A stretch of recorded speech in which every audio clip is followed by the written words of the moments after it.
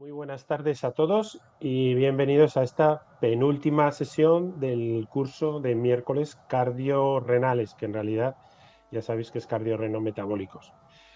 Como sabéis, este curso está organizado por la Cátedra de Simulación Aplicada a la Medicina y lo patrocina AstraZeneca. Lo realizamos en colaboración con el Colegio de Médicos, que son los que nos dan también el soporte técnico. Y es un curso acreditado. Lo suelo recordar que para recibir la acreditación hay que completar al menos el 80% del curso. No es un curso que tenga examen final ni trabajo, fin de máster, solamente es la acreditación dada por la asistencia. La mecánica es como la de todos los días. Tenéis el chat para hacer las preguntas en cualquier momento a lo largo de la sesión y la única novedad es que hoy no tenemos moderador, o sea que nos vamos a moderar los dos, entre mi compañera Patricia y yo, y que la sesión va a ser un poquito más corta, o sea que a eso de las 7:10 o así, confiamos haber acabado, ¿vale? Bueno, pues la sesión penúltima de este curso habla sobre insuficiencia cardíaca y en concreto el título es ¿qué nos dicen las actuales guías de práctica clínica de insuficiencia cardíaca? Y para eso tenemos a dos ponentes, el que os habla, que ya le conocéis, Fran Adán, que os hará la parte teórica, y después Patricia, buenas tardes, Patricia Arbués, Hola. que es R4 ya en su fase final, porque la semana que viene ya pasará a ser adjunta, pero todavía es R4 del Centro de Salud de Delicias Norte.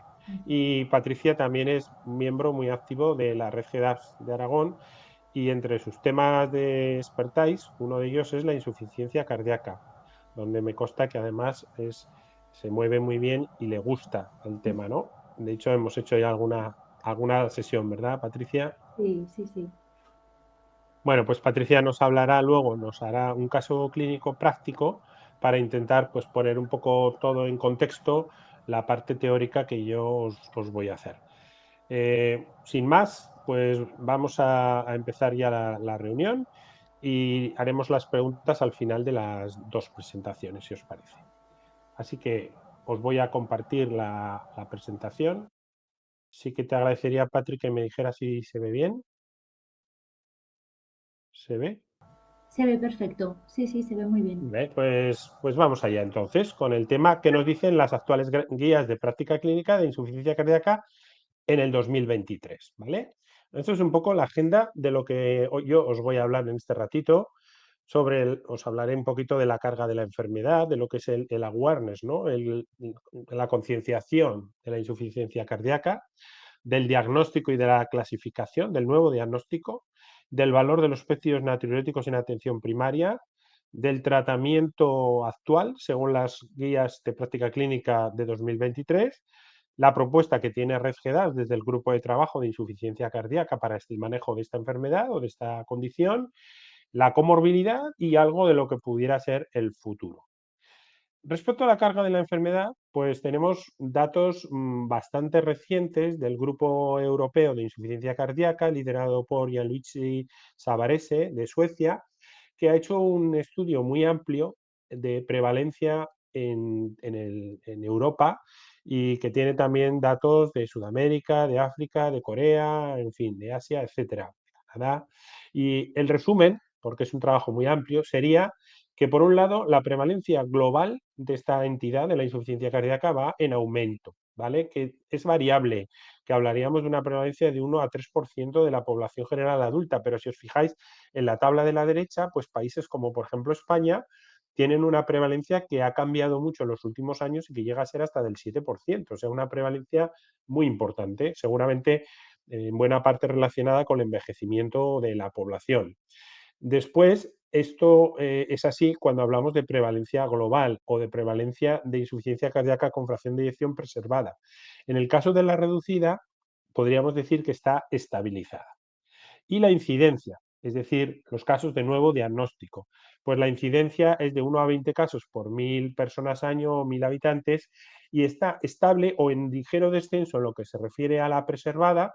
En la gráfica de la derecha podéis ver cuál ha sido la evolución. Cuando hay un asterisco detrás quiere decir que ha habido un descenso en la prevalencia. Es lo que sucede, por ejemplo, en Escocia o en Alemania o en Canadá o en Hong Kong, que ha ido hacia atrás, es decir, la cifra original sería 8,1 y han bajado a 5,3. Pero en la mayoría de los países, pues bueno, como veis hay un ligero incremento o una estabilización. Lo que sí que parece que desciende son los nuevos diagnósticos de reducida, en buena parte también por el mejor manejo que se hace de las patologías cardiovasculares, ¿no? Que hacen que los pacientes pues, tengan menos insuficiencia cardíaca con fracción de eyección reducida. En el caso de la preservada, como bien sabéis, que se asocia a la edad y a otras comorbilidades, pues bueno, el descenso no es tan importante. Pero lo que sí que está claro es que la mortalidad permanece elevada. Y es una mortalidad que, fijaros, cuando hablamos de 5 años, puede superar el 50%, incluso llegar en algunos países al 75%. Y es una mortalidad sobre todo de causas no cardiovasculares, porque la mortalidad cardiovascular ligada más a la insuficiencia cardíaca con fracción de eyección reducida sí que se ha controlado y va un poco a la baja, pero la no cardiovascular ligada más a la preservada, como veis, va en aumento. A la derecha es una gráfica que muchos la conoceréis, que pone un poco en contexto la gravedad de la insuficiencia cardíaca con la existencia de los diferentes tumores más frecuentes en varones y en mujeres. Y como veis, la insuficiencia cardíaca pues tiene un pronóstico peor que muchos tumores habituales. Y la verdad es que cuando a un paciente se le diagnostica un cáncer colorectal o un cáncer de vejiga, de próstata o un cáncer de mama o de ovario, pues tiene la sensación de tener un diagnóstico de mucha gravedad y así lo es, ¿no?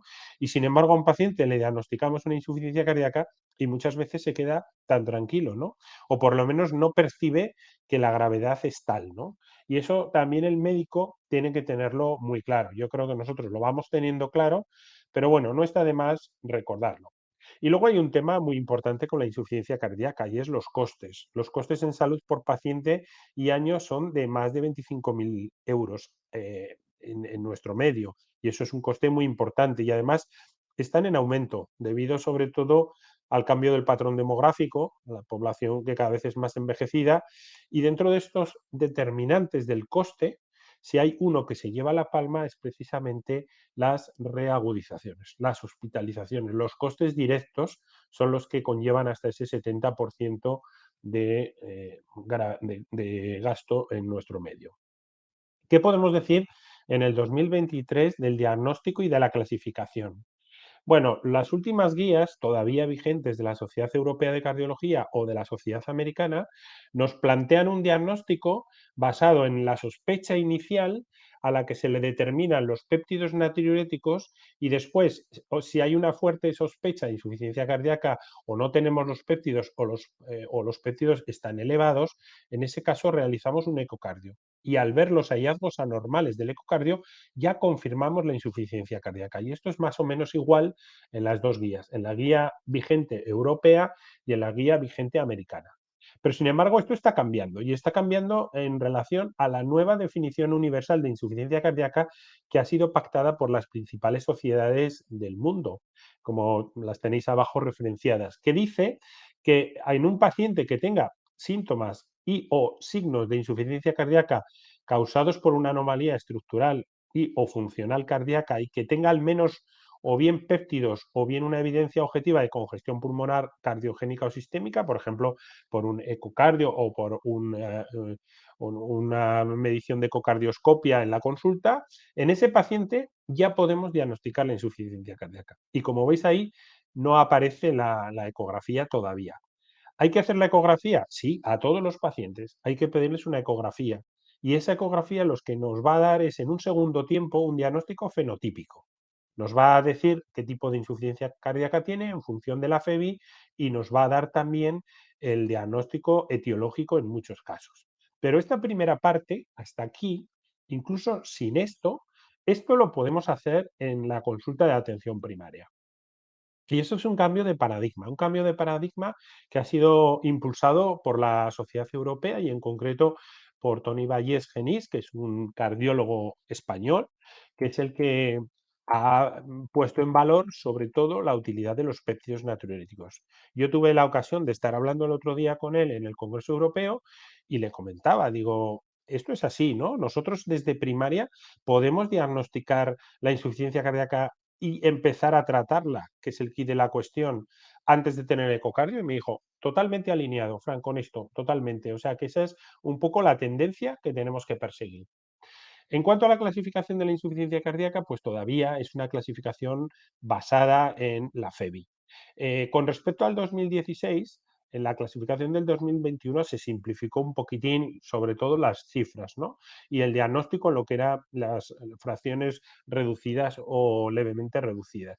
Y así, para recordarlo mejor, en el 2021 pues era fracción de eyección preservada 50 o más, fracción de eyección reducida 40 o menos y fracción levemente reducida entre medio, entre 41 y 49. Es decir, había un dintel de 40, un dintel de 50 y entre medio la ligeramente reducida, que se le cambió el nombre, aunque las siglas en inglés eran las mismas, mildly reduced, MR, o anteriormente intermedia, mildly middle reduced, ahora se le llama de una manera diferente para intentar aludir a esto, a que la insuficiencia cardíaca con fracción de eyección reducida y la ligeramente reducida o levemente reducida, que sería la traducción más literal, van de la mano, en el sentido de que son pacientes muy, muy similares, ¿no? Que tienen una morbilidad similar, que tienen una aparición pues, de comorbilidades, fibrilación auricular, por ejemplo, mayor, o de cardiopatía isquémica, etcétera.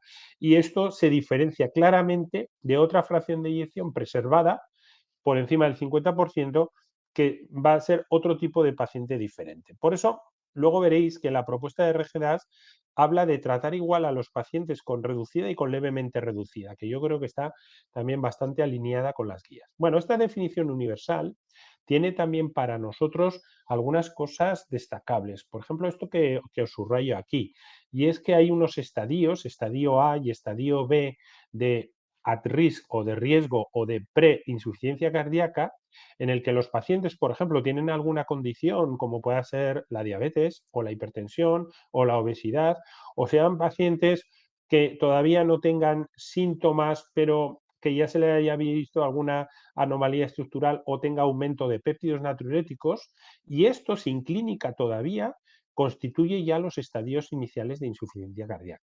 ¿Vale?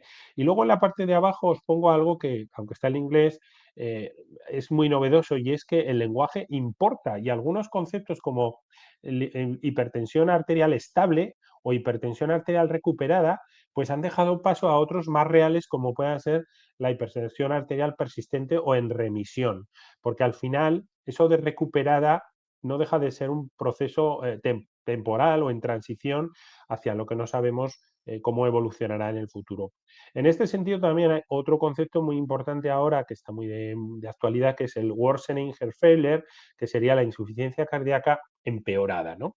Y sobre esto hay muchas definiciones, porque parece que no solamente son empeorados aquellos que llegan al hospital, sino que también en el medio ambulatorio los podemos tener.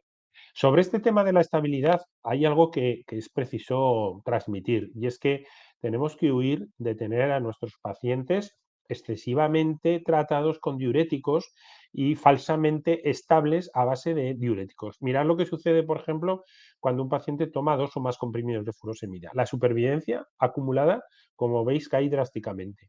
Entonces, el primer mensaje sería que aquellos pacientes que están en tratamiento con 2 o más comprimidos de diurético, tenemos que revisarlos bien en búsqueda de una optimización terapéutica para intentar reducir el diurético y ponerle los fármacos que necesite, que pueden ser un ISGLT2, pero puede ser también un sacubitril/valsartán, una espironolactona, un beta-bloqueante, etcétera. Es decir, que estos pacientes están llamándonos a gritos hacia la optimización terapéutica.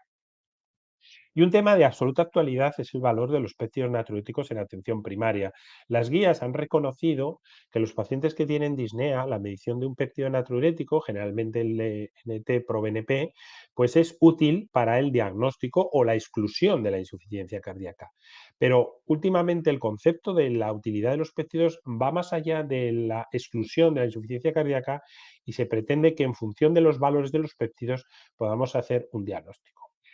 Aquí hago referencia a un artículo que me encanta, que es de Semergen, del grupo de Turégano, Castillo y compañía, donde habla de las bondades para atención primaria del empleo de los péptidos natriuréticos. Por un lado, permite la exclusión de la insuficiencia cardíaca, ese valor predictivo negativo que nos explicaron desde el principio, ¿no? Tiene una elevada sensibilidad y sobre todo un elevado valor predictivo negativo, tanto en urgencias como de forma ambulatoria. Pero también mejora la valoración clínica, incrementa la discriminación de la insuficiencia cardíaca, es mejor en situaciones de incertidumbre y es independiente de otros factores, además.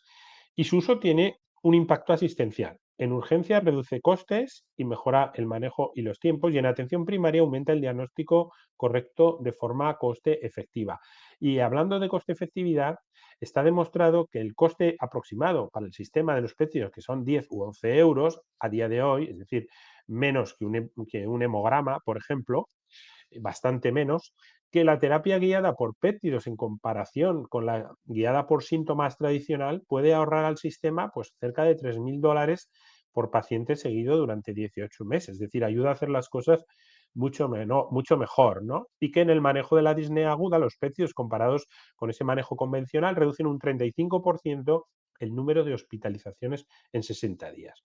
O sea que los péptidos es una herramienta que, lo hemos comentado alguna vez aquí, es esencial en atención primaria. Y es bueno conocer el péptido seco, que podríamos decir, lo mismo que hablamos del peso seco, cuando el paciente no está descompensado, y es bueno conocer el peso seco para luego ver esas ganancias de peso y sospechar una congestión. En el caso de los péptidos, pues también es bueno conocer el péptido seco en las situaciones de estabilidad clínica. Y luego, a medida que hay un empeoramiento o una congestión, los péptidos reaccionan al alza, van paralelos, como intenta ver este gráfico reciente, van paralelos a la evolución clínica del paciente. Cuando ese paciente mejora en su congestión, pues vuelve a bajar el valor de los péptidos y volvemos a ese valor del péptido seco, ¿no? Este es un concepto absolutamente novedoso, ¿no? Así que los péptidos nos correlacionan bien, no solamente en el diagnóstico, sino también en la evolución clínica, ¿no? Pero tenemos que ir un poco más allá en atención primaria a la hora de analizar el valor de los péptidos natriuréticos. Hasta ahora sabemos que para diagnosticar la insuficiencia cardíaca, pues había un valor de corte de 125. Por debajo de 125 no es insuficiencia cardíaca, por encima de 125 lo puede ser si tiene síntomas, etcétera. Pero la verdad es que los péptidos dan mucho más de sí. Por un lado, tenemos que saber que los péptidos se correlacionan con la edad, que a partir de 50 años pues empiezan a aumentar los valores normales, y de hecho en mayores de 75 años pues a lo mejor el valor normal, y estos son datos que todavía no están publicados, sino que son datos que he ido consiguiendo de algunas ponencias y de algunas aportaciones de los que tenéis abajo citados, pues sería para considerar esos 500 como un diagnóstico de novo, ¿no? Y que en las mujeres también los péptidos, lo mismo que sucede con la fracción de eyección, tienden a ser más altos. Por eso los valores en varones por debajo de 50 años, pues a lo mejor con 100 o incluso con 70, ya veremos qué cifra ponemos al final, pues podamos ya pensar en una insuficiencia cardíaca si tiene síntomas, y la mujer no. La mujer un poquito más alto, 150, y a medida que va aumentando la edad, pues como veis también hay variaciones. Cuando los péptidos son muy altos, y podríamos hablar de una cifra de más de 2.000, a lo mejor nos está diciendo algo más que no que ese paciente solamente tiene insuficiencia cardíaca. Igual lo que nos está diciendo es que ese paciente está próximo a reagudizarse, y ese paciente igual necesita una derivación preferente al cardiólogo o al internista, porque nos está avisando de que algo va realmente mal, ¿no? O cuando hay una variación de más del 30% sobre el péptido seco, sobre el valor seco o basal que comentábamos antes. Pues también en esas situaciones, ojo, porque los péptidos nos están indicando, nos están avisando de una posible descompensación. Por eso es bueno conocer el valor basal, el valor seco, ¿no? Y luego los que estéis en urgencias, pues valores en menores de 50 años por encima de 450, o entre 50 y 75 de 900, o en ancianos por encima de 75 de más de 1.800, pues también te están indicando en ese paciente de urgencias que esto es lo que tiene, es atribuible a una descompensación de insuficiencia cardíaca. Por contra, si los péptidos son menores a 300, es muy improbable que el motivo que le ha llevado a urgencias sea de su disnea, sea por insuficiencia cardíaca, ¿no? Y luego hay unas situaciones, como pueden ser la fibrilación auricular, la raza negra, que los péptidos naturalmente están más elevados, porque estas situaciones, lo mismo que la enfermedad renal crónica, aumentan los péptidos natriúticos. Por eso ahí, para el diagnóstico, se precisarían aumentos de más de un 30% sobre las cifras que acabamos de dar, incluso en enfermedad renal crónica por encima de 1.200 a lo mejor, ¿no? Y el caso contrario es lo que sucede en las personas con obesidad, donde la cifra deseable es un 30% menor, porque los obesos o las personas con obesidad tienen los péptidos natriuréticos por lo general más bajos, porque se distribuyen entre el tejido graso y tienen esas cifras falsamente bajas, aunque puedan tener una insuficiencia cardíaca. Esto es un documento que está por ver, pero un poco en esta línea tendrá que ir el que desde la Sociedad Europea se está impulsando en esta iniciativa de Peptides for Life para intentar pues, empoderar al médico de familia en el manejo de la insuficiencia cardíaca y desde luego en ser un verdadero conocedor de esta herramienta como son los péptidos, económica y que nos ofrece, como veis, mucha más información que para el diagnóstico de exclusión del valor predictivo negativo que se nos dijo al principio, ¿no? Así que estaremos atentos a ver cuáles son las recomendaciones en esta guía.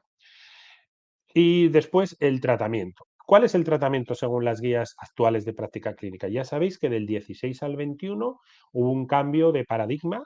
Las guías del 16 eran unas guías verticales en las que se iban asociando a los fármacos de inicio, betabloqueantes o IECAS, otros fármacos a medida que iba aumentando o progresando la enfermedad. Se daban antagonistas de los mineralocorticoides o se cambiaban a sacubitril/valsartán, etcétera, y no aparecían, por supuesto, fármacos como puedan ser los ISGLT2. Ya en el 2021, las guías europeas se transforman y ya nos dicen que, al menos en pacientes con insuficiencia cardíaca con fracción de eyección reducida, hay 4 fármacos que se deben de poner a la vez, cuanto antes mejor, en un tiempo rápido, porque las evidencias lo que nos han indicado es que tienen una mejoría rápida en lo que es la reducción de las hospitalizaciones, ¿no? Y que a estos fármacos se les puede añadir los diuréticos en caso necesario para el control de la congestión u otras terapias que irán en color verde o amarillo dependiendo de la evidencia que tengan, ¿no?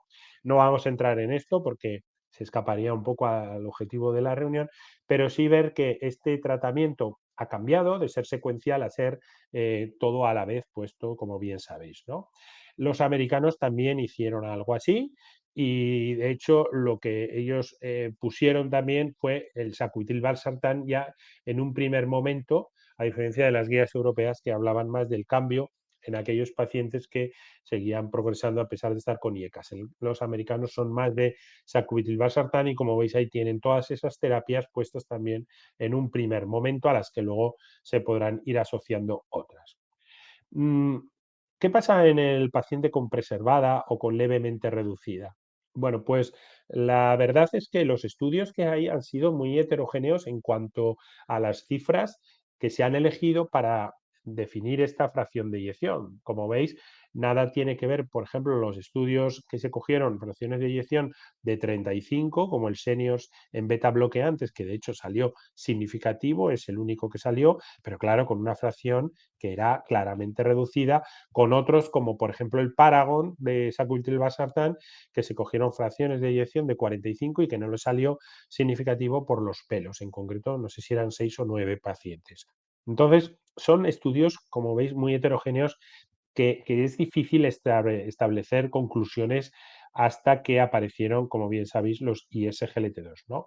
Por eso, las recomendaciones de las guías de la fracción de eyección levemente reducida, pues eran hasta hace poco diuréticos para el control de la congestión, esto sí, en color verde, y luego pues el resto de fármacos con una indicación 2B, es decir, que se podría considerar y un nivel de evidencia C. ¿Eh?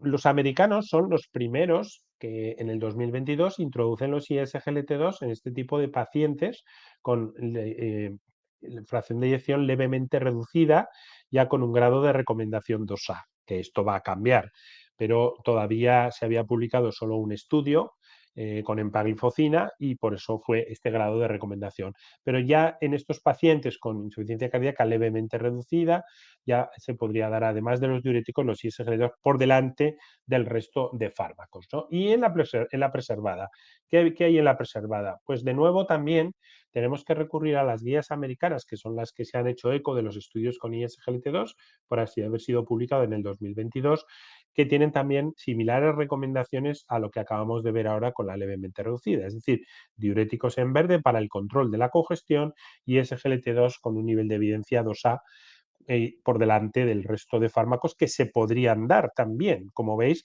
las guías contemplan también la posibilidad de que en preservada se pueda dar un ARNI o se pueda dar una espironolactona o se pueda dar un ARA2. Eso sí, con un nivel de evidencia menor y con un grado de recomendación 2B, que quiere decir could be considered, ¿no? Se podría considerar, ¿no? A diferencia del ISGLT2 que es should be considered, se debería considerar, ¿no? Bueno, venimos del Congreso Europeo de Insuficiencia Cardíaca que se acaba de celebrar ahora en Praga y la verdad que este congreso pues da para mucho, ¿no? Da para mucho haciendo un juego de palabras porque nos han presentado algunos estudios importantes. En concreto, este es un estudio hecho con dapagliflozina por un grupo íntegramente español de cardiólogos de diferentes hospitales liderados por el doctor Domingo Pascual de Murcia y se ha visto claramente que la dapagliflozina se suma al grupo de fármacos que hasta ahora habían logrado demostrar una reducción en el remodelado del corazón que se produce en la insuficiencia cardíaca. Como bien sabéis, en la insuficiencia cardíaca se produce un remodelado que es indeseable y hay algunos fármacos que hasta la fecha, y me refiero a empagliflozina y a sacubitril/valsartán, habían demostrado lo que se conoce como remodelado inverso, es decir, disminuir el grosor del ventrículo izquierdo o de la masa ventricular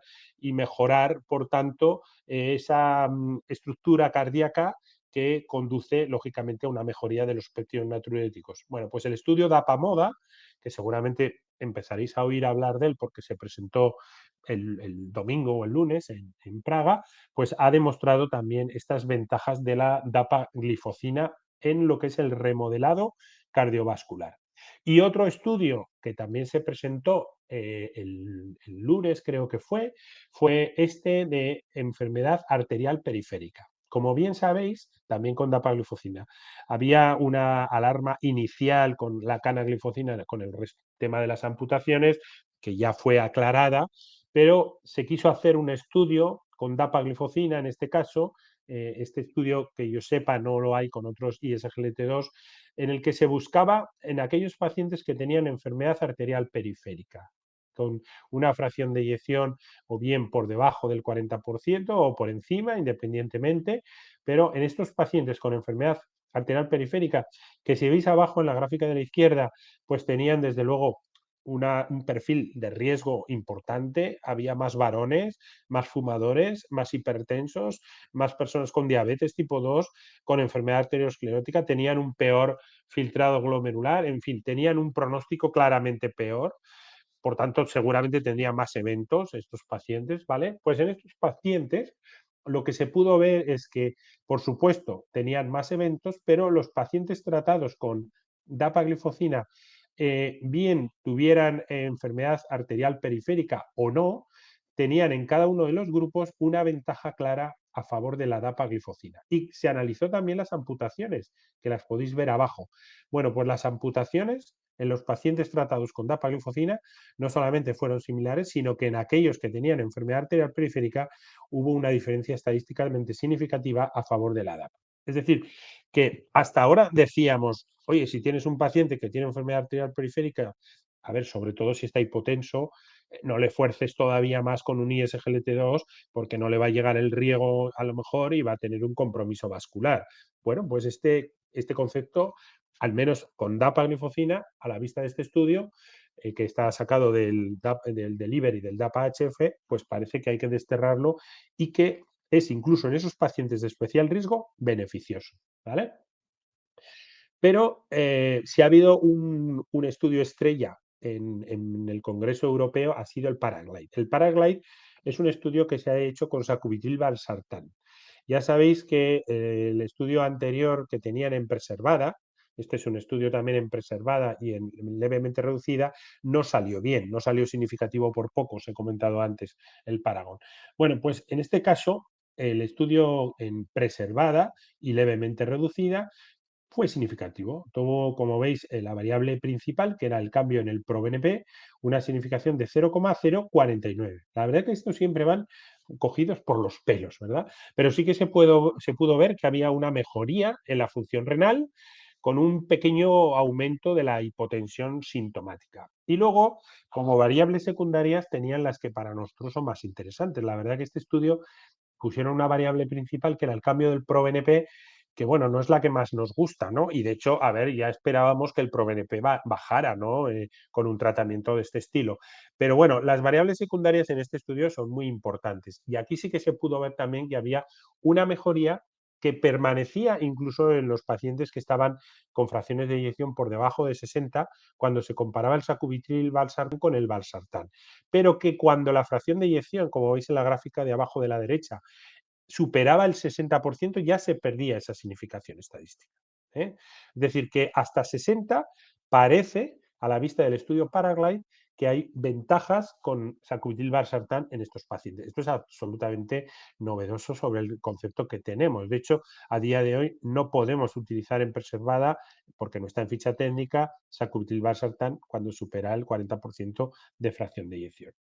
Bueno, lo que se hizo después, a la vista de estos resultados, es un estudio pool combinado entre el Paragon, que como os dije antes, no tuvo una mejoría que no fue significativa, 0,059, como veis también cogido por los pelos, pero no lo fue, y el estudio Paraglide. Y entonces, en este pool, en este combinado preespecificado, se vieron cómo se comportaban los principales endpoints clínicos. Por ejemplo, cómo era el total de eventos por empeoramiento de la insuficiencia cardíaca o muerte cardiovascular.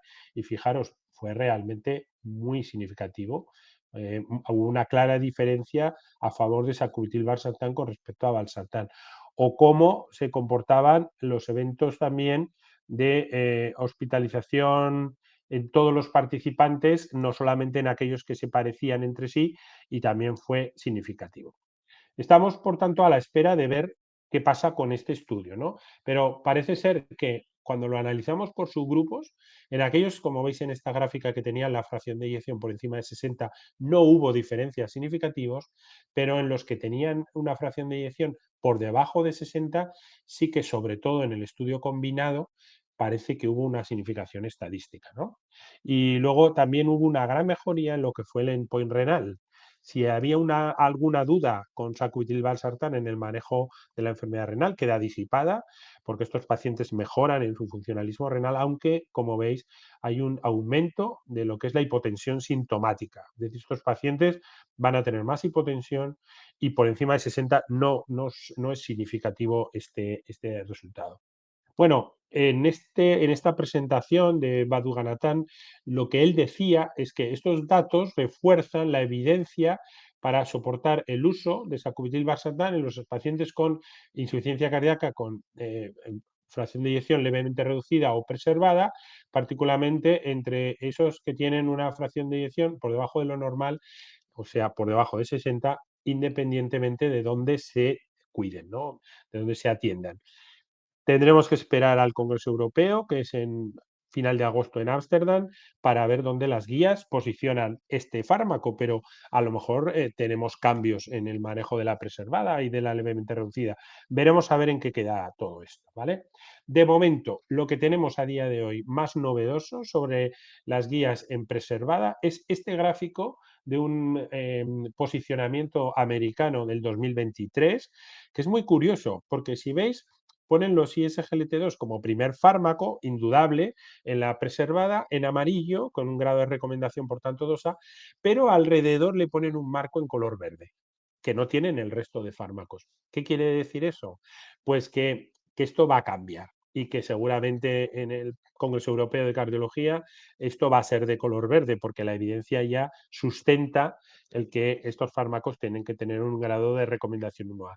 Y serían, por tanto, independientemente de los resultados del Paraglide, que ya veremos en qué queda, los primeros fármacos a la hora del tratamiento, ISGLT2. Y después pondríamos otros fármacos. Si tiene retención de líquidos o congestión, pues le ponemos un diurético que para la congestión, y hay un estudio, por ejemplo, español que también se ha presentado en este congreso, el estudio Clorotic, íntegramente español, hecho por internistas, han demostrado las ventajas de los diuréticos una vez más en el manejo de la congestión. Para las mujeres en todas las fracciones de eyección o para los varones con fracciones de eyección por debajo de 55, entre 55 y 60, o que tengan retención de líquidos, pues la espironolactona se podría añadir en estos pacientes con preservada, ¿eh? Fijaros que estamos hablando de preservada. Para las mujeres en cualquier rango de fracción de eyección o para los varones entre 55 y 60, haciéndose eco de los resultados del Paraglide, pues sacubitril/valsartán en preservada se podría también añadir. Y si no, el ARA2 en aquellos pacientes que sean elegibles para el tratamiento con ARNI, pero que no lo puedan tomar debido al coste, a la tolerancia o a las peculiaridades del país. Este sería a día de hoy el esquema más actual del manejo de la insuficiencia cardíaca con fracción de eyección preservada, que ya veis que parece que está como en transición, ¿no?, hacia ese color verde. Bueno, nosotros tenemos una propuesta de RGDAS que ya lleva algo de tiempo y que se basa un poco en esta idea de que en insuficiencia cardíaca los pacientes no tienen una fracción de eyección estanca, sino que están en transición. Un paciente empieza con una fracción de eyección preservada, pero tiene un empeoramiento de la misma, eso que antes hablaba yo de la worsening heart failure, y pasa a tener una fracción de eyección levemente reducida. Inicialmente ese paciente en el primer momento debería de llevar un ISGLT2, aunque no conozcamos la fracción de eyección. Después en la congestión le pondríamos un diurético, pero el paciente va al hospital y acaba con un evento, por ejemplo, tiene un evento cardiovascular o algo que le lleva a esta pérdida brusca de fracción de eyección y ya le ponemos la cuádruple terapia asociándole sacubitril/valsartán, IECAS o ARA2, beta bloqueantes y posteriormente seguramente espironolactona, los beta bloqueantes cuando nos hagamos ya con la congestión y el paciente esté eubolémico, pero ese paciente con la cuádruple terapia pues seguramente va a mejorar, ¿no? Y tendremos esa insuficiencia cardíaca que llamamos antes en remisión, no recuperada, pero sí en remisión, que posiblemente después precisará diuréticos puntualmente cuando haya un estado de congestión que a lo mejor el mismo paciente podrá detectar, etcétera. Entonces, un poco teniendo en cuenta este esquema de lo que es la realidad del continuum de la fracción de eyección y también algunas evidencias como que los fármacos han seguido demostrando efecto más allá de la reducida, por ejemplo, como veis aquí, por supuesto en los ISGLT2, DAPA o EMPA, pero también en los ARA2 o en el sacubitril/valsartán o en la espironolactona o incluso en los betabloqueantes, más allá del 40%, entre el 40 y el 50, incluso hasta el 55, y ahora hemos visto el Paraglide hasta el 60, siguen teniendo beneficio, pues y teniendo en cuenta también algunas recomendaciones de consenso, como que al final los pacientes, como decía Kieran Doherty y Bayes-Genis al que antes aludía, pues se podrían clasificar en uno de estos dos grupos. Aquellos que tienen una fracción de eyección reducida y aquellos que tienen una fracción de eyección normal.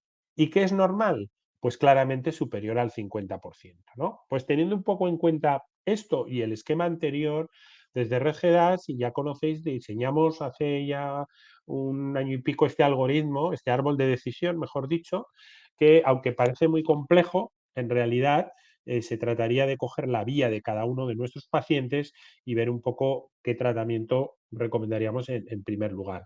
Es un árbol de decisión sobre la insuficiencia cardíaca crónica, que se divide inicialmente en dos partes, la insuficiencia cardíaca con fracción de eyección por debajo del 50%, es decir, la reducida y la levemente reducida, que pensamos que se debe de tratar igual, sobre todo en atención primaria, y a estos pacientes tendremos que mirarles la tensión arterial en primer lugar, la frecuencia cardíaca en segundo lugar, la tasa de filtrado glomerular y el potasio. Esto será necesario para luego elegir el fármaco a elegir, a poner, perdón.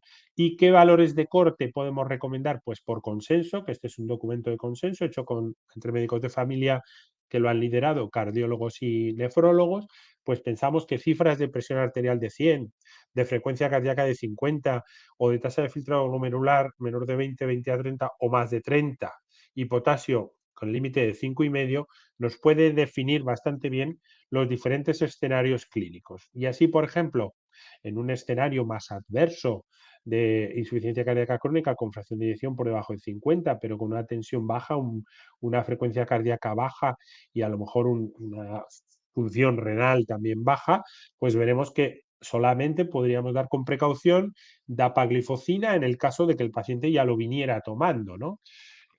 Porque aquí a la izquierda os explica todos los aspectos más puntuales de cada fármaco. Cuando mejoramos en la fracción de eyección, pues ya veis que los ISGLT2 aparecen ya en verde y podemos añadir algunos fármacos si el potasio está normal, como puede ser la espironolactona, que no será afectada por la frecuencia cardíaca o la presión arterial precisamente. Y los diuréticos, con precaución, estos pacientes hipotensos, si son necesarios para el control de la congestión, se pueden dar. Vamos mejorando en el escenario clínico, ya tenemos, sigue estando el paciente hipotenso, pero tiene una frecuencia cardíaca por encima de 50, pues bueno, ya vemos que el sacubitril/valsartán no se lo vamos a poner, porque del estudio Paraglide una cosa ha quedado clara, y es que aumenta el riesgo de hipotensión. Pero estos otros fármacos podemos ir añadiendo ya los betabloqueantes en aquellos pacientes con precaución por la hipotensión, pero que tienen ya la frecuencia cardíaca por encima de 50.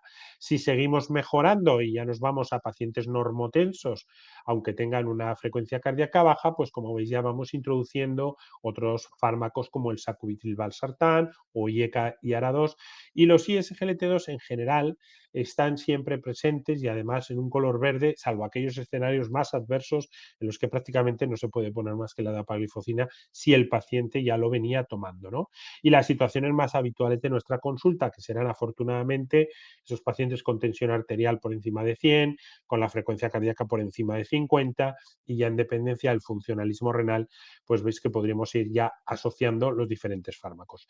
Nuestra misión sería, sobre todo, ir llevando al paciente a estos escenarios más beneficiosos donde poder asociar todos los fármacos en color verde, pues a lo mejor eliminando medicamentos que bajen la presión arterial o que le bajen la frecuencia cardíaca o que le modifiquen el potasio y que no sean esenciales, ¿no? Pues a lo mejor un alfa bloqueante, un calcio antagonista, pues no le está beneficiando a ese paciente o un exceso de diurético y retirárselo nos puede llevar a este escenario más favorable para ponerle la cuádruple terapia. Y luego tenemos una parte nueva aquí que es la insuficiencia cardíaca con fracción de eyección por encima del 50%, es decir, la que podríamos llamar preservada o verdaderamente preservada, como algunos dicen, o aquella fracción de eyección desconocida. Y este concepto yo creo que es importante y novedoso y está alineado con las recomendaciones últimas de la Sociedad Europea de Cardiología.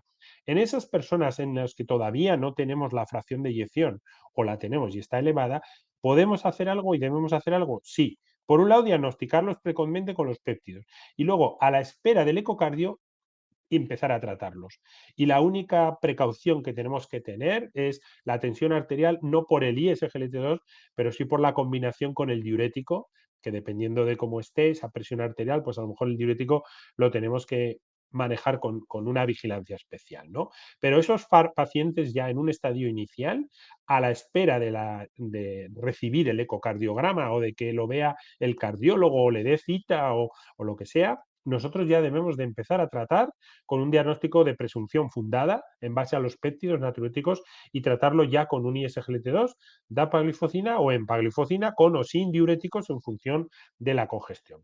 Así quedaría el árbol de decisión y como es complejo, podéis acceder a través del QR o también en la página de RegEDAS a una aplicación que es una web app donde simplemente metiendo los datos de una manera más sencilla, pues os va a decir el tratamiento que desde este grupo de consenso se recomienda, pero que a la vista de lo que hemos visto en este último congreso sigue todavía absolutamente vigente. También Me permito recordaros que hemos añadido recientemente un suplemento, recientemente es la semana pasada, un suplemento sobre insuficiencia cardíaca con fracción de eyección preservada que se suma al que ya teníamos de la insuficiencia cardíaca en la persona con diabetes, y que son suplementos que sobre todo lo que intentamos es que estén llenos de imágenes para que sean muy visuales, imágenes actuales, como podéis ver, y que en un momento dado os pueda venir bien también, por ejemplo, para hacer una presentación, cogiendo alguna captura de pantalla, etcétera. Así que yo os animo a leerlo porque ya os podéis imaginar que con tanta imagen es un documento que se lee bien y está actualizado, ¿vale? Y bueno, la comorbilidad de la insuficiencia cardíaca.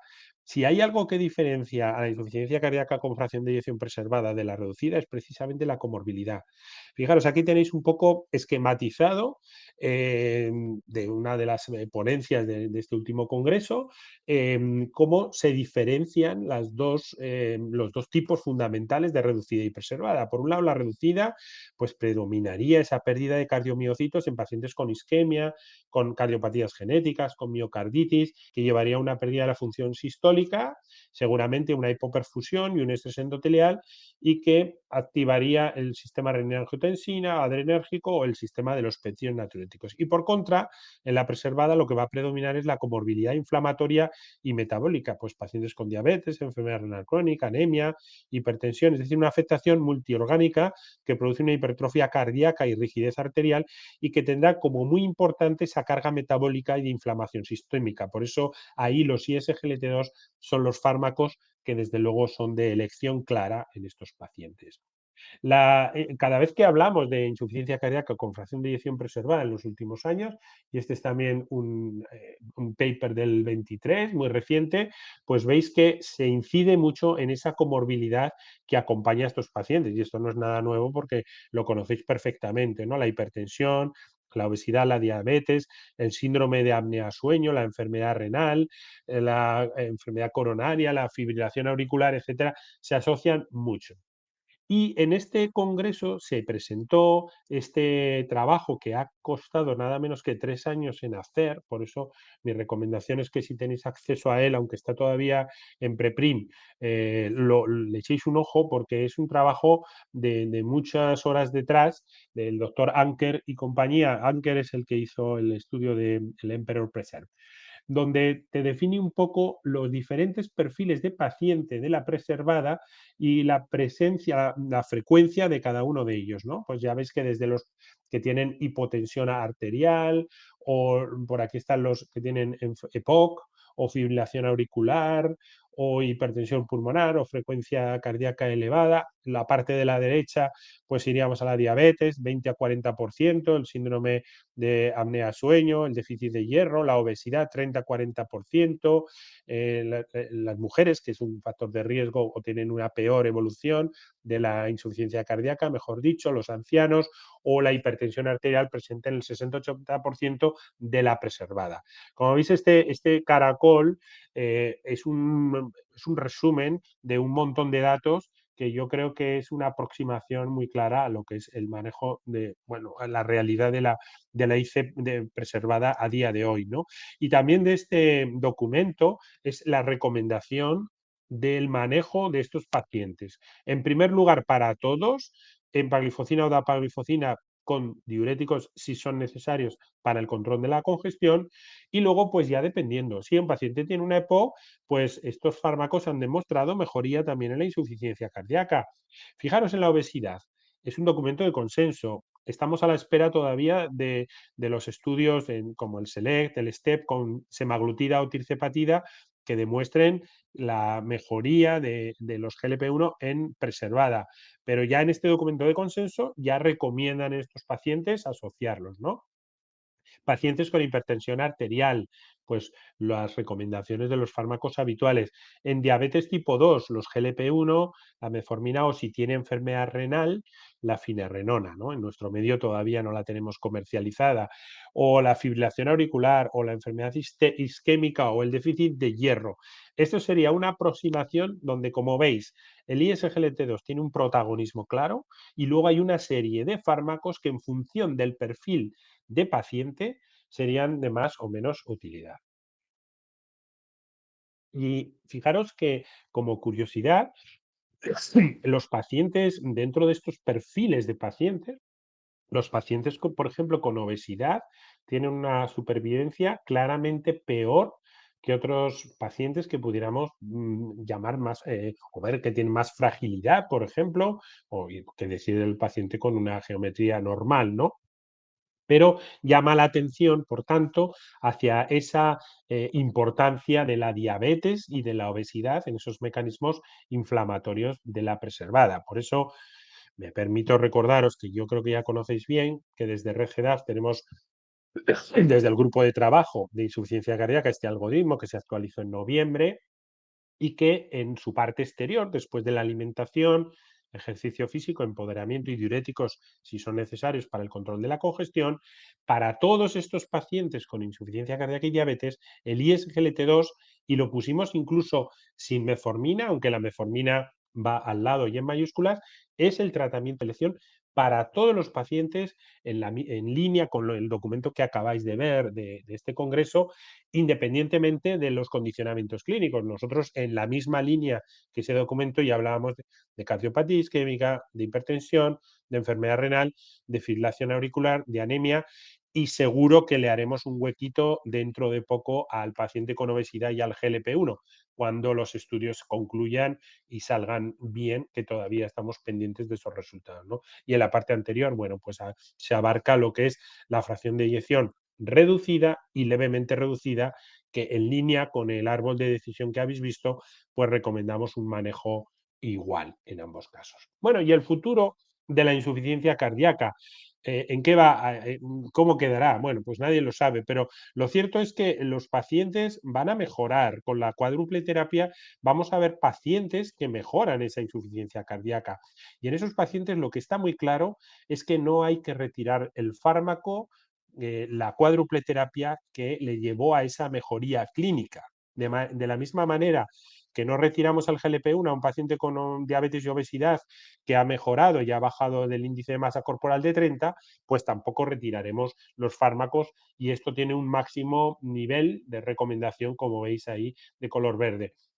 Y será necesario, desde luego, hacer un abordaje multidisciplinar. El problema de la insuficiencia cardíaca, de la reducida por su especificidad más cardiológica y cardiogénica, y también el de la preservada por la comorbilidad, obliga a que haya muchos profesionales que estén implicados en estas rutas asistenciales. Esta es la ruta de la Sociedad Española de Cardiología con primaria, pues que ya pone en buena relación todo lo que va a ser eso, ¿no? Y quizá esto nos lleve hacia una consulta monográfica de insuficiencia cardíaca en atención primaria, ¿por qué no? Donde tengamos pues acceso a la ecocardioscopia, por supuesto a los péptidos, donde haya indicadores globales. Y yo sé que aquí en Aragón se está haciendo alguna iniciativa sobre lo que pudiera ser un cuadro de mandos en insuficiencia cardíaca, al estilo del cuadro de mandos con sus indicadores que tenemos ya en diabetes consolidado, y rutas asistenciales en las que el médico de familia, en colaboración con enfermería, tenga un verdadero protagonismo. Pero el futuro va también en línea de la inteligencia artificial. Y fijaros que ahora ya la inteligencia artificial es capaz de detectar la insuficiencia cardíaca congestiva con un solo latido. O también predice, como este estudio de Belviche, hay una aplicación que ya está puesta en marcha que, en función de la voz, puede detectar también cómo los pacientes están descompensados, porque de la misma manera que lo vivimos cuando llamábamos a nuestros pacientes con el COVID en los primeros momentos, y en función de la llamada de teléfono ya sabíamos, según cómo hablaba el paciente, cómo estaba su pulmón, pues al final nuestro chorro de voz está condicionado por la capacidad pulmonar, de manera que cuando en este se acumula líquido, pues nuestra voz cambia y se registran sibilancias y sonidos crepitantes, y es precisamente eso lo que una herramienta puede detectar, la herramienta de inteligencia artificial, para enviarle una señal de alerta, y a lo mejor ese paciente, pues que le hace una entrevista, un simulador de voz, pues le puede detectar perfectamente una descompensación en tiempo precoz, ¿no? De hecho, hay ya estudios, este es uno que se publicó en el Congreso Europeo, también del grupo de Belviche, donde se veía precisamente cómo la combinación de la telemedicina y la telemonitorización de estos pacientes, fijaros, qué resultados tan espectaculares tenían en variables duras como puedan ser la mortalidad, un 50%, o el empeoramiento de la insuficiencia cardíaca. Es decir, que la inteligencia artificial, la telemedicina, va a estar ligado seguramente a nuestros pacientes con insuficiencia cardíaca. Estas son mis conclusiones. La insuficiencia cardíaca es una patología prevalente y grave. En atención primaria hay que prestar especial atención a los estadios A y B aún asintomáticos. Los péptidos natriuréticos junto a la clínica de exploración permiten hacer el diagnóstico de IC aún a la espera del ecocardio. Los ISGLT2 son el primer fármaco en insuficiencia cardíaca a lo largo de todo el rango de fracción de eyección. El abordaje de la comorbilidad es esencial a la hora de seleccionar los diferentes perfiles de pacientes y su tratamiento, y las rutas asistenciales permiten un abordaje interdisciplinar esencial en el manejo de la insuficiencia cardíaca. Y yo dejo de compartir la pantalla y le doy paso a Patricia pidiéndole disculpas por el tiempo que me he comido de su presentación. No. Patricia, cuando quieras, puedes hacerlo práctico tú. Voy a compartir presentación. Dime, Fran, primero a ver si lo ves bien y si se me escucha bien, y luego ya te sales cuando quieras. ¿Se ve bien así? Estamos viendo, yo por lo menos ya la veo, sí. Vale. Adelante. Vale, ya está. Bueno, gracias, Fran, por explicarnos todas las últimas novedades, como siempre, y actualizaciones. Y después de haber escuchado las novedades y las guías de práctica clínica que tenemos ahora, vamos a hacer una pequeña simulación de casos clínicos de insuficiencia cardíaca, que al final es lo que nosotros atendemos día a día en nuestra consulta. Atendemos a pacientes pues con estas características, y es lo que vamos a ver ahora un poco en un caso práctico. Os presento a Carmen, es nuestra paciente de hoy, tiene 73 años y tiene historia clínica de dislipemia, hipertensión arterial, enfermedad renal crónica estadio 3A a 2 y obesidad. Está en tratamiento con atorvastatina 20 miligramos, un comprimido en la cena, enalapril 20 miligramos, un comprimido en desayuno, y furosemida 40 miligramos, un comprimido en desayuno también. Entonces viene a nuestra consulta y nos dice que desde hace unos meses pues tiene disnea progresiva de medianos esfuerzos y ortopnea. Además cuenta que últimamente, al agacharse hacia adelante para atarse los zapatos, pues eso le produce cierta fatiga y cansancio, que es lo que denominamos como bendopnea, y además asocia disnea paroxística nocturna. Ha aumentado de peso 3 kilos la última semana y tiene edemas. Ya con todas estas características, pues bueno, ya nos hacemos un poco a la idea de lo que le pasa a nuestra paciente Carmen. No obstante, pasamos a explorarla. Pesa 88 kilos, mide 1,63. Esto nos da un IMC resultante de 33,1. Tiene una buena tensión de 142,95. La auscultación cardíaca es rítmica, con buena frecuencia y un tercer ruido audible. La auscultación pulmonar es completamente normal, con buena frecuencia respiratoria también. Y sí que es verdad que observamos edemas pretibiales con fovea. Entonces aquí nosotros mentalmente ya estamos sospechando qué es lo que le pasa a nuestra paciente, porque presenta una serie de signos, en este caso más específicos, como sería el tercer ruido o ritmo de galope, y además tiene una serie de síntomas, tanto típicos como otros que son menos típicos, pero presenta disnea paroxística nocturna, tiene también menor tolerancia, tiene ortopnea, tolerancia al ejercicio, pues Carmen tampoco es que haga mucho, entonces eso no nos lo ha contado. Y tiene además edema en los tobillos. Y otros síntomas menos típicos, como el aumento de peso más de 2 kilos, que recordamos que nuestro paciente había aumentado 3 kilos a la semana, pues es otro síntoma que nos orienta a que nuestro paciente pueda tener una insuficiencia cardíaca. Y así pues tenemos los criterios de Framingham, que son criterios diagnósticos de insuficiencia cardíaca. Tenemos criterios mayores y criterios menores, centrándonos en el caso. Carmen, nuestra paciente, tiene disnea paroxística nocturna y ortopnea, en el caso de ella. Además, tiene un galope por tercer ruido, tiene disnea de esfuerzo y el edema maleolar bilateral. Para el diagnóstico de insuficiencia cardíaca se requieren 2 criterios mayores o un criterio mayor y 2 menores. Entonces, por tanto, pues nuestra paciente cumple criterios ya diagnósticos de insuficiencia cardíaca. No obstante, este es el algoritmo de diagnóstico de la insuficiencia cardíaca. Nosotros tenemos un paciente que se nos presenta en nuestra consulta y tenemos sospecha de insuficiencia cardíaca. Lo primero que tenemos que hacer es evaluar la probabilidad de que la tenga. Para ello hacemos una historia clínica, que si tiene factores de riesgo, si es compatible, pues ya vamos pensando en ello. examen físico, como lo hemos hecho en nuestro paciente, y un electrocardiograma, en el que cualquier alteración puede ser sugestiva de insuficiencia cardíaca. Si todos estos criterios son ausentes, la insuficiencia cardíaca es poco probable y entonces hay que considerar otros diagnósticos. Sin embargo, si hay uno de estos criterios o más, ya pasaríamos a pedir los péptidos natriuréticos que nos comentaba antes Fran, que es una herramienta indispensable en atención primaria y que cada vez yo creo que las vamos a ir utilizando más. Esto, bueno, antes es lo que se hacía, éramos muy ecocardiocentristas o es que no se les daba igual tanta importancia a esto de los péptidos natriuréticos y hasta que no teníamos un ecocardiograma no iniciábamos ningún tratamiento. Dejábamos al paciente que, teniendo una sospecha alta de insuficiencia cardíaca, lo dejábamos ahí que pasase el tiempo sin ponerle nada de tratamiento. Y eso, como veremos más adelante, y como ya también nos ha adelantado Fran anteriormente, pues ese paradigma ha cambiado.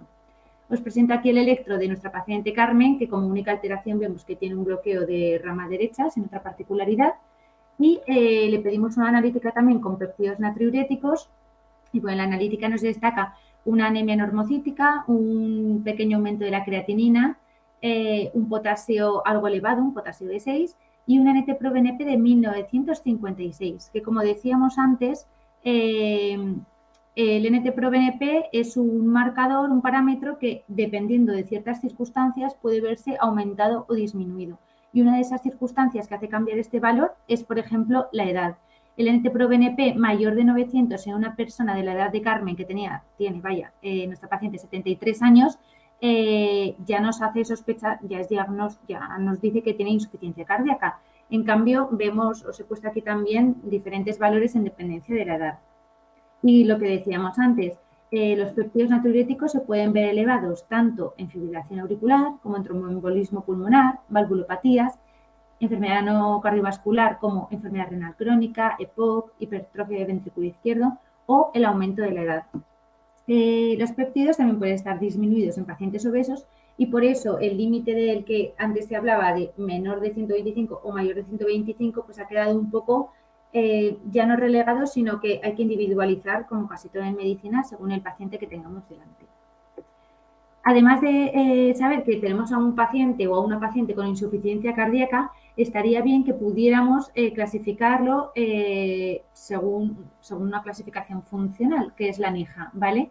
Y es la severidad basada en signos, o sea, en síntomas y actividad física de los pacientes. Sería una NIJA clase 1, aquellos que no tienen limitación de la actividad física, que el ejercicio físico normal no causa fatiga, palpitaciones o disnea. Hablaríamos de clase funcional 2, en los que hay ligera limitación de la actividad física sin síntomas en reposo y la actividad física normal sí que causa fatiga, palpitaciones o disnea. Clase funcional 3, aquella que produce una acusada limitación de la actividad física sin síntomas todavía en reposo. Y hablaríamos ya de clase funcional 4, en aquellos pacientes que tienen incapacidad para realizar actividad física y además los síntomas están presentes incluso en reposo y evidentemente ante cualquier actividad física pues aumentan también. Bueno, llegando a este punto con nuestra paciente, tenemos una paciente que tiene una historia compatible de insuficiencia cardíaca, tiene factores de riesgo, obesidad, dislipidemia, hipertensión, tiene signos y síntomas sugestivos que ya los hemos comentado antes y además tiene alguna alteración en el electro. Segundo punto, tiene también una exploración compatible con insuficiencia cardíaca y le hemos pedido los péptidos natriuréticos que nos salían elevados. Entonces, esto es lo que hablábamos antes del cambio un poco del paradigma del ecocardiograma. Evidentemente, todos los pacientes con insuficiencia cardíaca van a necesitar de un ecocardiograma. Pero si yo tengo en la consulta un paciente delante con una insuficiencia cardíaca, que además ya le puedo determinar la clase funcional, ese paciente se beneficia de que le inicie el tratamiento en ese mismo momento. El ecocardiograma nos dará un diagnóstico fenotípico y que, por supuesto, será súper útil. Pero sabiendo que ya tenemos un diagnóstico y según las guías, pues podemos iniciar tratamiento. Y aquí, como os enseñaba Fran antes, tenemos el árbol de decisión terapéutica que elaboraron desde la red GEDAPS, que es súper útil y que evalúa diferentes escenarios clínicos. Os he subrayado aquí el escenario en el que nos vamos a centrar con Carmen, nuestra paciente, que sería una insuficiencia cardíaca, en este caso con fracción de eyección desconocida, porque todavía no le hemos hecho un ecocardiograma, y no sabemos qué FEBI va a tener. No obstante, ya nos dicen las guías, como vemos aquí en el árbol de decisión, que debemos de empezar con un ISGLT2. Eso seguro. Iniciaremos un ISGLT2. Y en dependencia de la tensión arterial sistólica, si es menor de 100, no pondremos diurético, y si es mayor de 100, puede beneficiarse también de diurético, sabiendo que el diurético nunca va a aumentar supervivencia, y sí los ISGLT2, ¿vale? Entonces, desde que tenemos el diagnóstico de insuficiencia cardíaca, a nuestros pacientes los podemos empezar ya a tratar. Sí, pues por eso que decíamos, porque se confirma que el perfil de seguridad y la eficacia de este tipo de fármacos ISGLT2 en pacientes con fracción de eyección preservada, pues es evidente.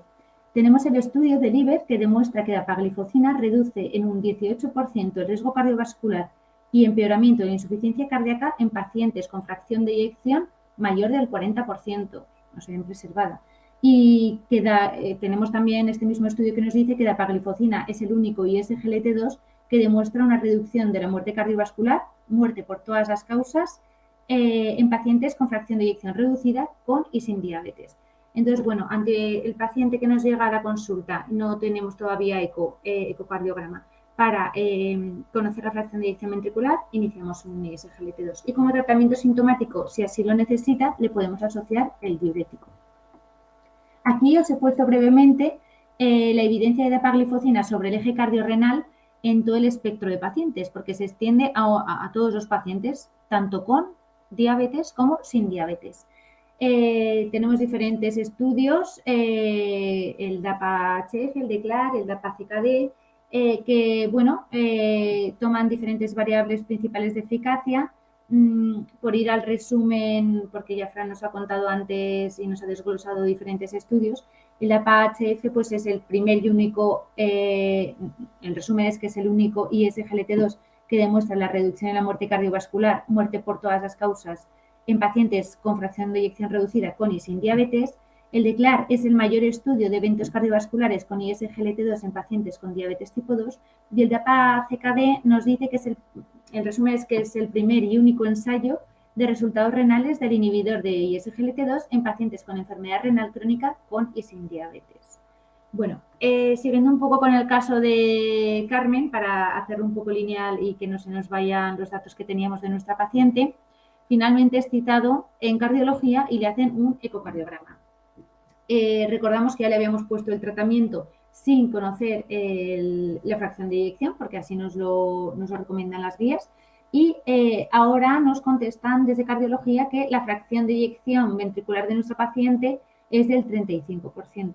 Entonces, llegados a este punto, lo que tenemos que hacer es optimizar el tratamiento. Nosotros ya lo habíamos iniciado con los ISGLT2 de inicio, y tenemos aquí a los 4 fantásticos de la insuficiencia cardíaca crónica con fracción de eyección reducida. Por supuesto, ISGLT2, beta bloqueantes, YKARA2 o sacubitril/valsartán y antagonistas de receptores de mineralocorticoides. Entonces, ¿con qué fármaco empezamos? Bueno, desde la Red GEDAPS también elaboraron hace no mucho tiempo esta calculadora. Os dejo aquí el código QR por si os la queréis descargar, lo podéis escanear. Muchos de vosotros seguro que ya la conocéis, la tenéis en el móvil. Y aquí, como veis, insuficiencia cardíaca crónica con fracción de eyección reducida, que es donde me he metido yo ahora porque es el caso que nos ocupa con nuestra paciente, nos piden únicamente 4 variables que tenemos que tener en cuenta. Sería la tensión arterial sistólica, que nuestra paciente era de 142, la frecuencia cardíaca, que era de 78, la tasa de filtrado glomerular, que como comentábamos al inicio, es de 34 en nuestra paciente, y la cifra de potasio, que es de 6. Este es un caso simulado para llevarlo al extremo y para que veamos un poco el funcionamiento de la calculadora, porque, bueno, pues si igual si nos ponemos muy puristas, un potasio de 6 no lo tendríamos así, pues haríamos otras cosas y actuaríamos. Pero es para que veamos cómo se van modificando las cosas al poner unos valores u otros en la calculadora. Como vemos, según los parámetros que ponemos aquí de nuestra paciente, nos recomienda tanto los fármacos que deberíamos de incluir en nuestra paciente como el orden en el que deberíamos de comenzar con ellos. Así pues, como veis aquí donde está la flechita, deberíamos empezar con un beta bloqueante y después añadir en un plazo de 4 a 8 semanas el ISGLT2. Nuestra paciente, como estamos muy actualizados en nuestra consulta y ya le habíamos puesto el ISGLT2, sería momento de añadirle el beta bloqueante. El otro ya lo llevaba desde el principio sin tener el ecocardiograma, ¿vale? En cuanto a los beta bloqueantes, bueno, pues podemos añadir, por ejemplo, he puesto aquí uno, el bisoprolol, uno por la mañana. Están indicados en cualquier clase funcional, idealmente en situación de eubolemia con insuficiencia cardíaca compensada. No hay efecto clase. Tienen indicación los 4 que les pongo aquí, el bisoprolol, el carvedilol, el nebivolol y el metoprolol. Y las contraindicaciones, las propias de cualquier beta bloqueante, pues la bradicardia, el bloqueo auriculoventricular, la hipotensión refractaria, el broncoespasmo o la arteriopatía periférica severa. Añadiéndole el beta bloqueante a nuestra paciente y manteniendo el ISGLT2, la dapagliflozina 10 miligramos, 1 por la mañana, que ya le habíamos iniciado a nuestra paciente, ya estamos optimizando el tratamiento. El ISGLT2 de apagliflozina pues, ha demostrado un buen perfil cardiorrenal, efecto nefroprotector, además de una mejoría de la tensión arterial, porque a pesar del efecto natriurético provocan poca caída de la tensión arterial y además hay una reducción de los eventos de hiperpotasemia a largo plazo. Entonces, todas estas características son ventajosas para los pacientes, para este tipo de pacientes. Y llegados a este punto, con nuestra paciente, con Carmen, ¿puede hacer algo más? Pues sí, desde luego, porque tenía unas cifras de potasio altas que las podemos normalizar. Ya decíamos que eran 4 los fármacos, los 4 fantásticos, las 4 patas del banco, como lo queramos decir, de la insuficiencia cardíaca con fracción de eyección reducida. Hemos logrado introducir 2, pero si normalizamos las cifras de potasio, podremos introducir los otros 2 que nos quedan, sacubitril, valsartán y ECA-UARA2 y los antagonistas de receptores de mineralocorticoides. Entonces, para normalizar las cifras de potasio, pues podemos añadir o diurético o realizar una dieta pobre en potasio para intentar reducir esos niveles. Y como Carmen es nuestra paciente y es muy, bueno, pues nos hace mucho caso a todo lo que le decimos, le hacemos una analítica de control y vemos que la cifra de potasio hemos logrado que baje a 5,3. Entonces, veis que aquí únicamente modificando la cifra de potasio de 6, que era en un primer lugar, a 5,3, que es la nueva cifra que tenemos en esta última analítica, ya veis que subrayo con un círculo, redondo con un círculo rojo, que ya nos dice la calculadora de la red GDAPS que podemos introducir los 4 fármacos. Con un tic verde están los que yo ya había puesto previamente y ahora ya que tengo buen control de la cifra de potasio, ya me deja añadir los otros 2, que los debo de añadir para tener a la paciente totalmente optimizada, ¿vale? Nuestra paciente, como decíamos al principio, está en tratamiento con enalapril. Y bueno, ya sabemos que en el estudio Paradigm demostró que los pacientes con insuficiencia cardíaca con fracción de eyección reducida, el uso de sacubitril o valsartán frente al enalapril reducía un 20% la tasa de muerte u hospitalización como endpoint primario. Entonces, bueno, podríamos hacer aquí un switch, mejoraríamos mortalidad de nuestra paciente y beneficiaríamos y optimizaríamos el tratamiento. Y luego podríamos añadir también, como decíamos, los antagonistas de los receptores de mineralocorticoides, tanto eplerenona como espionolactona, para completar y tener a nuestra paciente ya pues con la cuádruple terapia y con el tratamiento totalmente optimizado. Así pues, nuestra paciente la dejaríamos con bisoprolol, con dapagliflozina, con sacubitril valsartán y con espionolactona. Si además necesitaba furosemida como tratamiento ayudante, la podíamos asociar sin problemas, sabiendo siempre que no mejora supervivencia, y la atorvastatina, pues que ya la llevaba Carmen previamente. Y como concepto que ya ha comentado también antes Fran, tenemos el concepto de insuficiencia cardíaca con fracción de eyección recuperada, que es la mejoría de más del 10% con fracción de eyección resultante mayor del 40%. Y bueno, pues para poner una evolución y que acabara muy bien nuestra paciente Carmen, después de haber optimizado el tratamiento, pues me había mejorado su disnea, su situación clínica basal, y al hacerle el ecocardiograma de control había mejorado su fracción de eyección ventricular del 35% al 41%. Y este concepto es lo que llamamos, como decía, fracción de eyección recuperada.